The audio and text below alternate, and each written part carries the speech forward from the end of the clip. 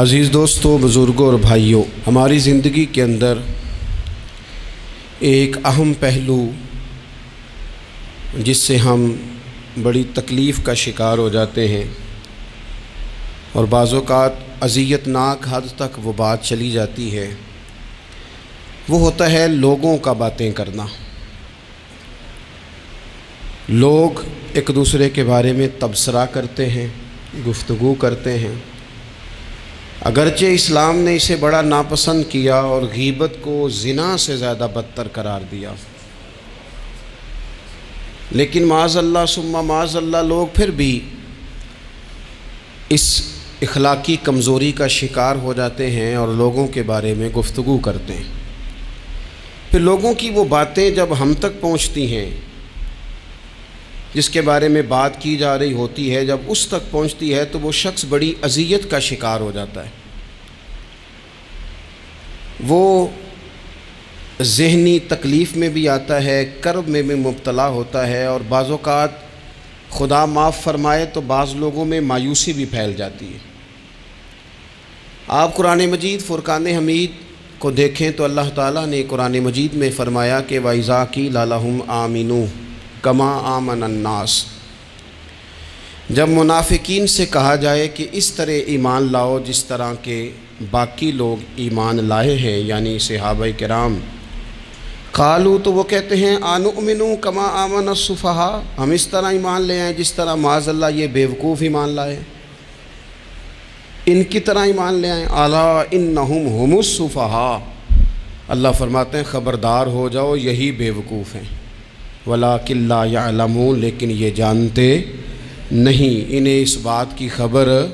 ان لوگوں کو جو کائنات کے بہترین لوگ ہیں زمین پر، انبیاء کے بعد صحابہ، ان کو لوگوں نے بیوقوف کہہ دیا، باتیں کر دی۔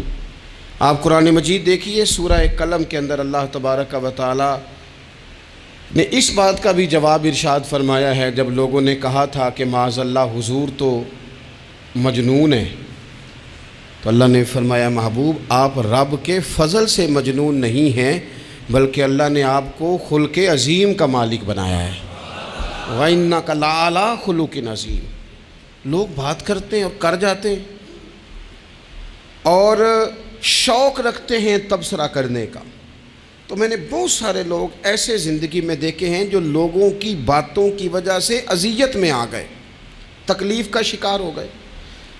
اور میں اور آپ تو کسی کھاتے میں نہیں، حضرت ابوبکر صدیق رضی اللہ تعالیٰ عنہ جیسے لوگ، افضل البشر بعد الانبیاء بالتحقیق حضرت صدیق اکبر۔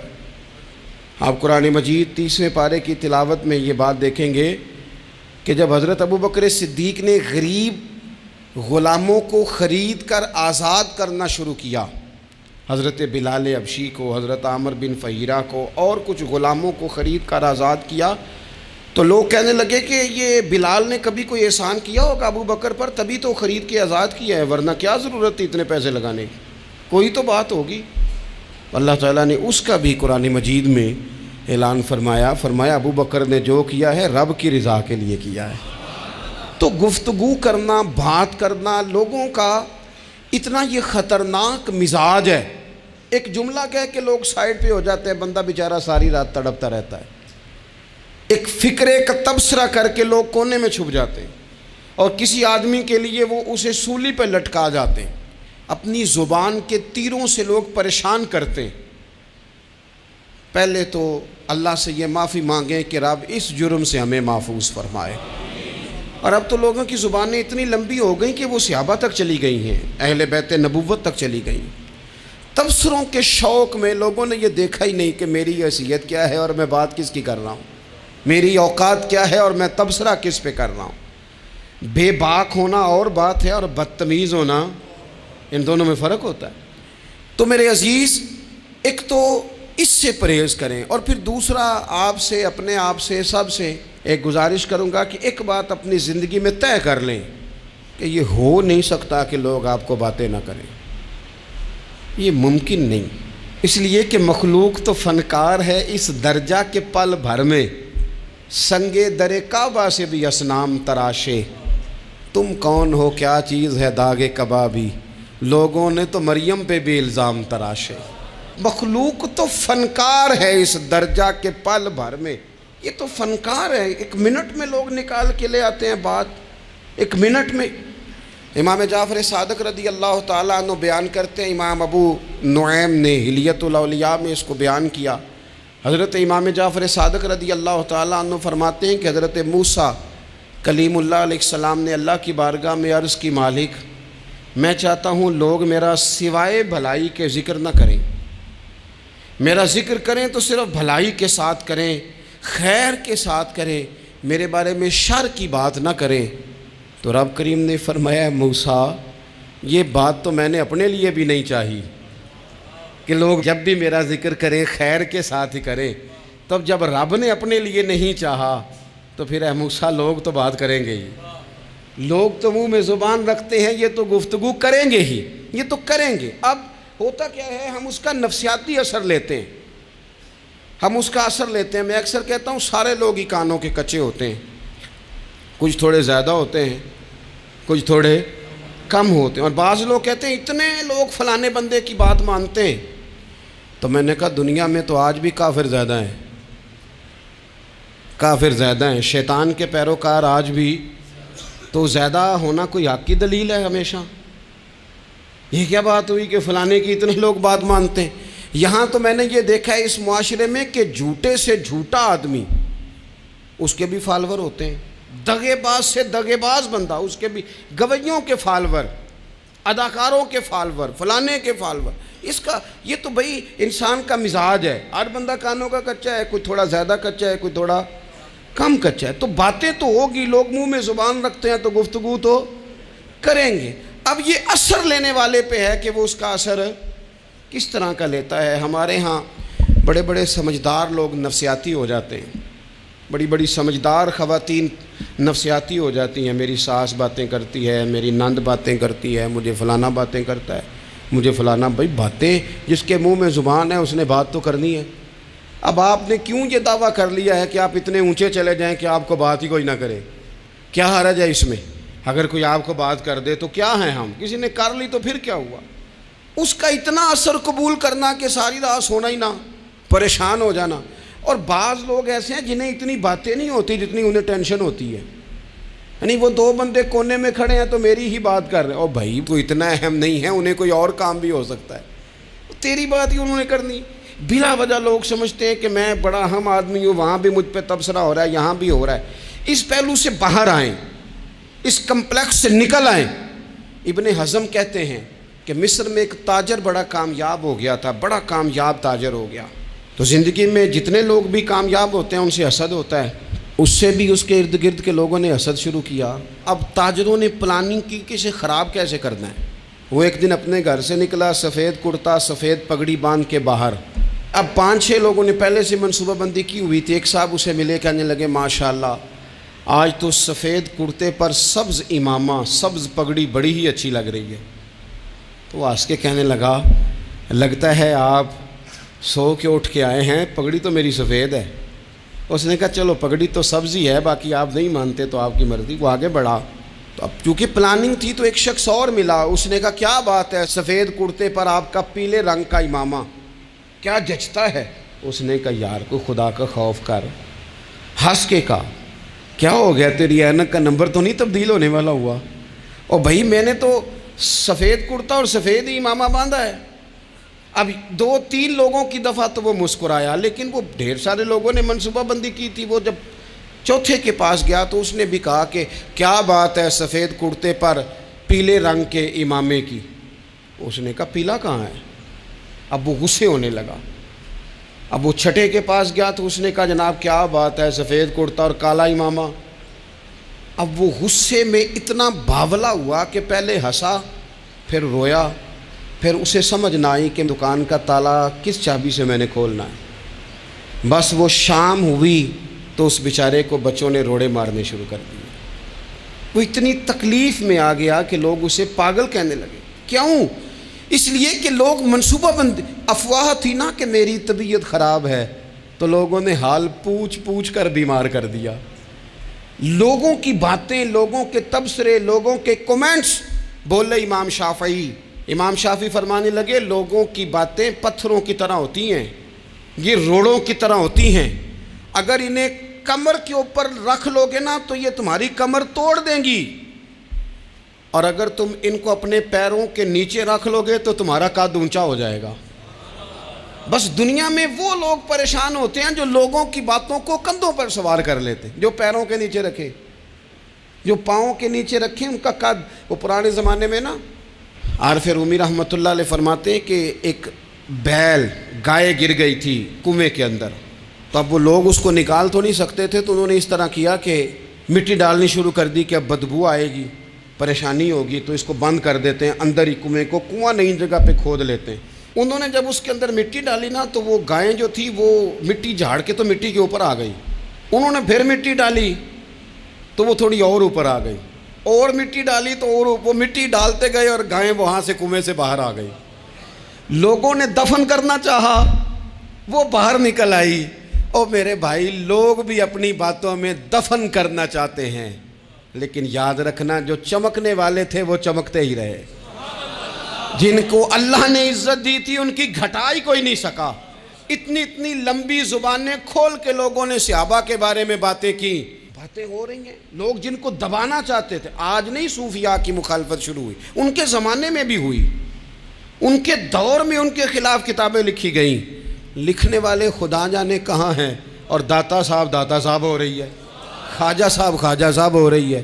حضور غوث اعظم کے ان کے زمانے میں بھی ایسا نہیں ہوا کہ بڑی خوشی سے لوگوں نے آگے بڑھ کے پھول ڈالے ہوں، ان کے دور میں باقاعدہ جتھے تیار ہوئے، جتھے، اور پورا کام کیا گیا۔ اور ویسے بھی اگر کوئی شخص آپ کا مخالف ہی نہیں ہے تو پھر آپ کو چمکنے کا مزہ کیسے آئے گا؟ کوئی تو مخالف ہو نا، کوئی تو ہو نا جو کوئی بات کرے۔ دیکھیں نا، اگر اندھیرا نہ ہو، رات نہ ہو تو بلب کی کوئی اہمیت رہ جائے گی؟ یہ چمکتا ہی تب ہے جب اندھیرا زیادہ ہوتا ہے۔ ہم کہتے ہیں اندھیرا ہو گیا، اور بھائی تجھے چمکنے کا موقع دیا ہے اندھیرے نے، تجھے اس نے عروج دیا، تندی باد مخالف سے نہ گھبرا اے عقاب، یہ تو چلتی ہے تجھے اونچا اڑانے کے لیے، تو باتوں سے پریشان نہ ہو۔ میں نے کہا کہ اگر آپ باتوں کا پہاڑ بنا کے اوپر سوار ہو جائیں گے نا تو قد اونچا کریں گی باتیں۔ جو بندہ ڈسکس ہونے لگ جاتا ہے وہی تو مشہور ہوتا ہے، اسی کی تو بات ہوتی ہے۔ دیکھیں کیا ہوتا تھا بھلا مکے میں، کوئی بندہ باہر سے آتا تو ابو جال اسے کھڑا کر کے کہتا حضور کے پاس نہ جانا، تو کہتا پتہ تو کروں بھلا نبی پاک کے پاس کیا ہے، پتہ تو کروں بھلا حضور کے پاس کیا ہے۔ تو جن سے تعارف نہیں ہونا تھا وہ بھی تعارف کرا رہے تھے رسول پاک کا۔ تو اس لیے باتوں سے گھبرا جانا۔ ہاں ایک بات ہمیں کتاب و سنت میں ملتی ہے، اس پر ضرور غور کریں، تہمت والی جگہ سے بچیں، تہمت کا موقع نہ دیں۔ مطلب بلا وجہ ہی اپنے لیے بحث کا دروازہ کھولنا یہ درست نہیں ہے۔ اپنے لیے ہم نہ دروازے کھول لیتے ہیں بحث کے، مفت کی بحث ہو رہی ہے، فلانا بھی ڈسکس کر رہا ہے۔ کچھ چیزیں ایسی ہوتی ہیں جو سب کی سمجھ کی نہیں ہوتی، وہ سب کے سامنے ڈسکس کرنا ضروری نہیں ہوتا۔ حضرت سیدنا ابو ہریرہ رضی اللہ تعالیٰ عنہ فرمایا کرتے تھے، مجھے نبی پاک علیہ السلام نے علم کی 2 تھیلیاں دی ہیں، میں نے ایک کھولی ہے تمہارے سامنے، ایک کھولی ہے، دوسری نہیں کھولوں گا، اس لیے کہ ہر بندے کو بات اس کے ظرف کے مطابق کرنی چاہیے۔ تو موقع نہ دیں۔ نبی پاک صلی اللہ علیہ وسلم نے فرمایا، اس بندے نے اپنی، یہ بخاری میں موجود ہے، فرمایا اس نے اپنی عزت اور اپنی جان کو محفوظ کر لیا جو فتنے والی جگہ سے بچ گیا۔ جہاں تہمت لگ سکتی ہے اس جگہ سے بچیں، جان بوجھ کے لوگوں کو موقع نہ دیں باتیں کرنے کا، جان بوجھ کے موقع نہ دیں۔ جامع ترمذی کے اندر حدیث موجود ہے، حضرت سیدنا عمر فاروق رضی اللہ تعالیٰ عنہ نے ایک موقع پر اجازت مانگی تھی نبی پاک صلی اللہ علیہ وسلم سے۔ عرض کیا یا رسول اللہ صلی اللہ علیہ وسلم، مجھے آپ اجازت دے دیں، میں عبداللہ بن ابی سلول کی گردن اڑا دوں، یہ منافق بار بار آڑے آتا ہے، بار بار تکلیف دیتا ہے، آپ مجھے اجازت دیں میں اسے قتل کر دوں۔ تو اب وہ چونکہ کلمہ پڑھتا تھا، ساتھ تو رہتا ہی تھا نا، بہت سارے لوگ اسے مسلمان جانتے تھے، تو حضرت سیدنا عمر فاروق رضی اللہ تعالیٰ عنہ نے اجازت چاہی، کہ یا رسول اللہ صلی اللہ علیہ وسلم اگر آپ مجھے اجازت دے دیں، یہ ترمذی میں موجود ہے، یعنی آپ اس جگہ سے بچیں جہاں تہمت لگ سکتی ہے، جہاں بلا وجہ کسی شخص کو شر پھیلانے کا موقع مل سکتا ہے۔ یا رسول اللہ مجھے اجازت دے میں عبداللہ بن ابی سلول کی گردن اڑا دوں۔ تو نبی پاک صلی اللہ علیہ وسلم نے فرمایا کہ عمر اگر میں تمہیں ایسا کرنے کی اجازت دوں گا تو لوگ کہیں گے کہ اب اپنے قریبیوں کو انہوں نے مروانا شروع کر دیا ہے، ساتھ والوں کو ہی مروانا شروع، لوگ تو اسے مسلمان سمجھتے ہیں نا، تہمت والی جگہ سے۔ بلکہ بخاری شریف میں اسی طرز کا ایک اور پیغام بھی ہمارے لیے موجود ہے۔ یہ جو حرم شریف آج ہمارے سامنے ہے نا، بیت اللہ شریف، اس میں ایک پیچھے مقام ہے جس کو حتیم کہا جاتا ہے، یہ خانہ کعبہ کا حصہ ہے۔ حضور صلی اللہ علیہ وسلم کے اعلان نبوت سے پہلے جب قریش مکہ نے اسے تعمیر کیا نا دوبارہ سے، تو انہوں نے چندے کا کوئی اس طرح کا مزاج بنایا تھا کہ اس بندے سے پیسے لینے ہیں جس کے بالکل ہی جائز ہو۔ اس ترتیب سے انہوں نے خانہ کعبہ کی تعمیر کی کہ پھر وہ ساری تعمیر نہ کر سکے، حتیم باہر رہ گیا۔ تو نبی پاک صلی اللہ علیہ وسلم نے ایک دن فرمایا، بخاری میں موجود ہے، حضور فرمانے لگے، عائشہ اگر تمہاری قوم جاہلیت کے قریب نہ ہوتی، کیونکہ ابھی قریب جاہلیت چھوٹی ہے نا، ابھی لوگوں نے کلمہ پڑھنا شروع کیا ہے، فرمایا اگر یہ جاہلیت کے قریب نہ ہوتے تو میں کعبے کو انہی بنیادوں پر دوبارہ بنا دیتا جن بنیادوں پر حضرت ابراہیم علیہ السلام نے بنایا تھا۔ لیکن چونکہ یہ جاہلیت کے قریب ہیں، ان کی سمجھ میں چیز نہیں آئے گی، یہ شک میں پڑ جائیں گے، پریشان ہو جائیں گے، لہذا میں یہ کام نہیں کرتا۔ بہت ساری چیزیں ایسی ہیں کہ جن کی وجہ سے بعض سادہ لوگ ابہام کا شکار ہوتے ہیں، ابہام کا۔ ہمارے علماء نے اس طرح کیا کہ بڑے طے کر کے عقائد کے عنوانات امت تک پہنچائے۔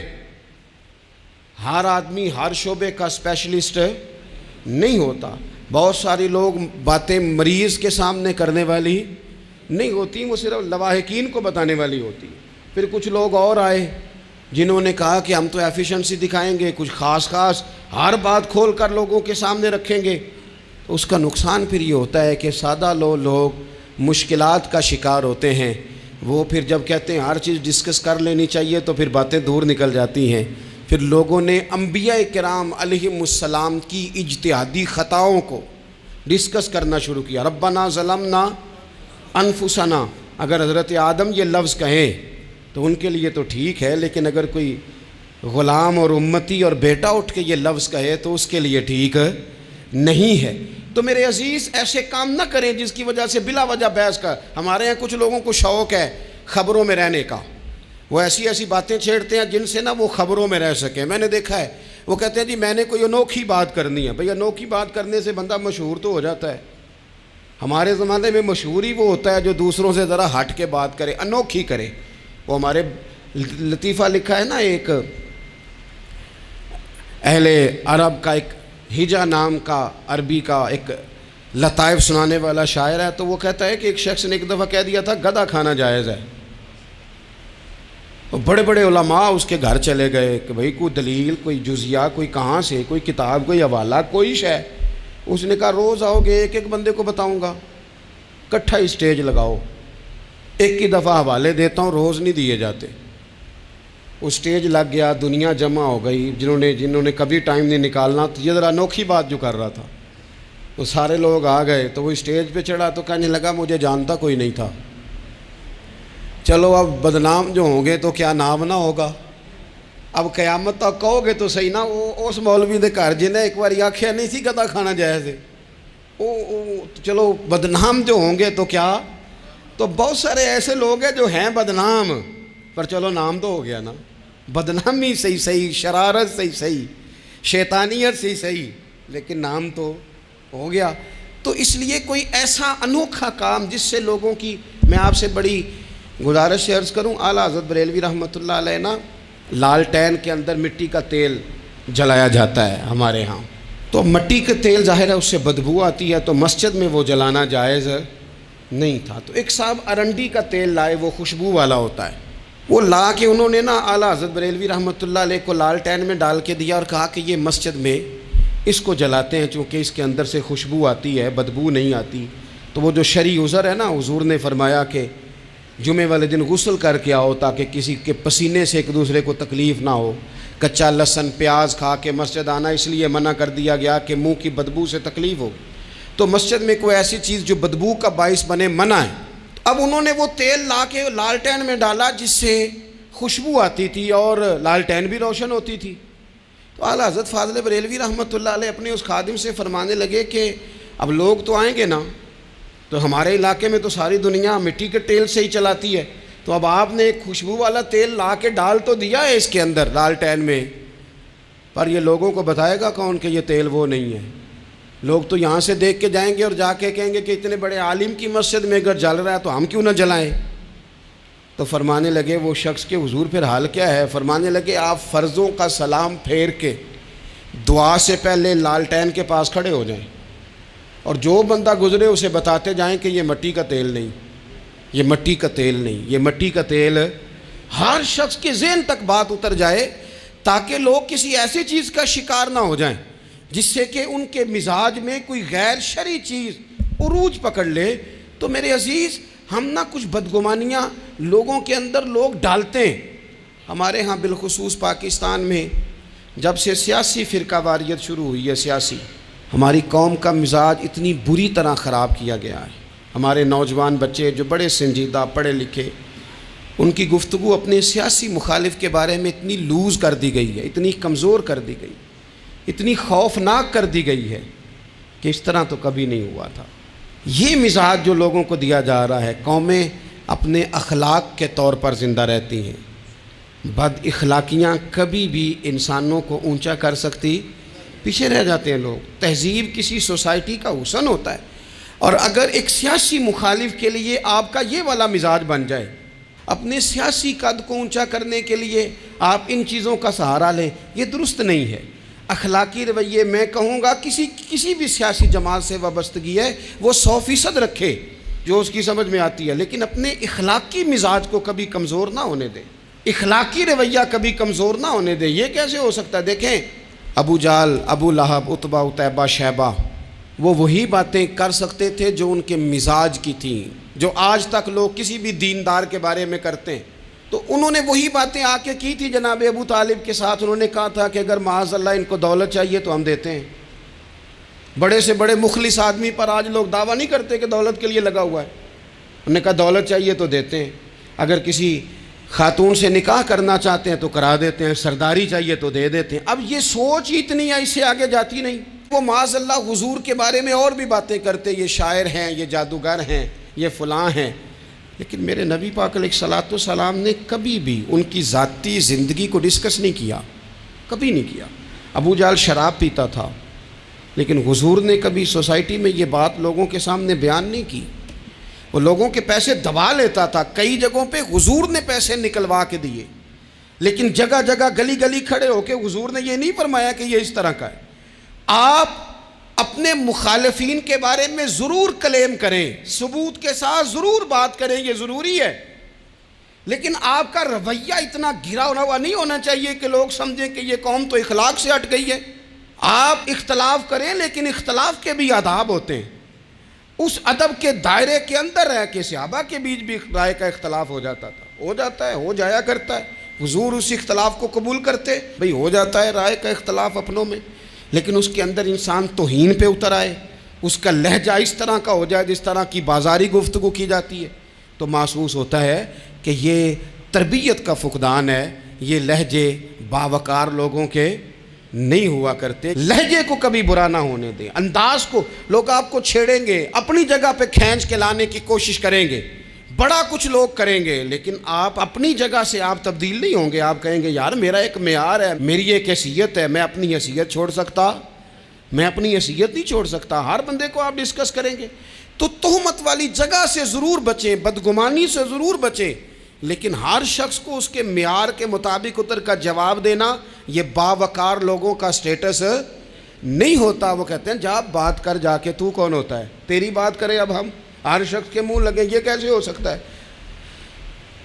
نبی پاک صلی اللہ علیہ وسلم گزر رہے تھے، صحیح بخاری میں موجود ہے، آپ کی اہلیہ حضرت صفیہ رضی اللہ تعالیٰ عنہ آپ کے ساتھ تھیں۔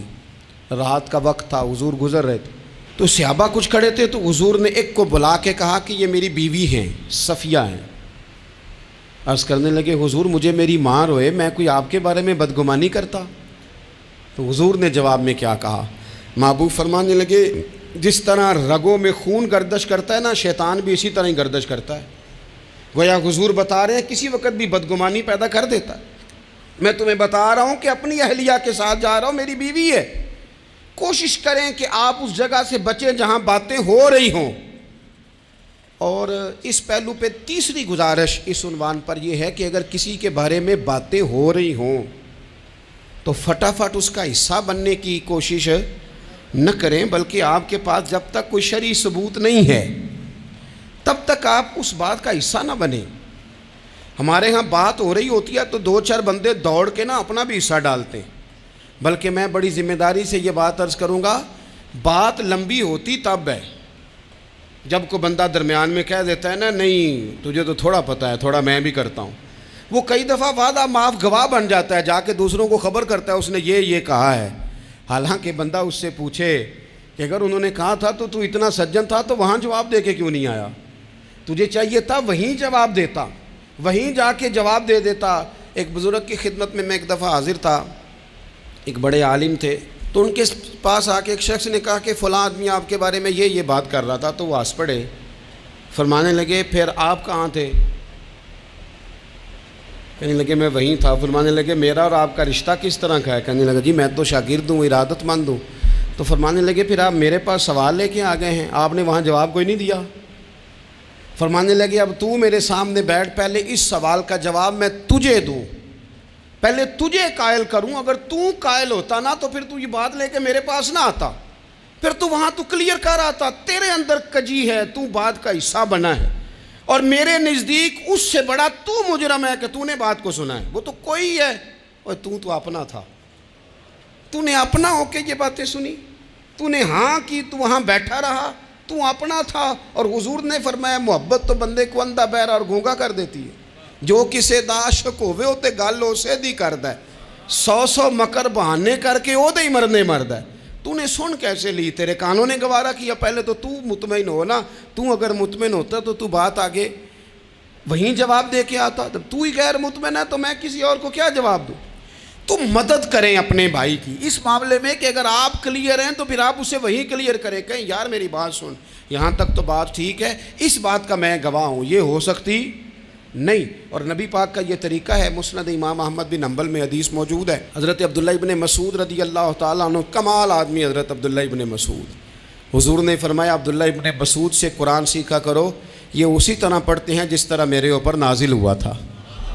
حضرت عبداللہ ابن مسعود کو نبی پاک علیہ السلام نے فرمایا درخت پہ چڑھ کے ذرا میرے لیے مسواک تو اتار دو۔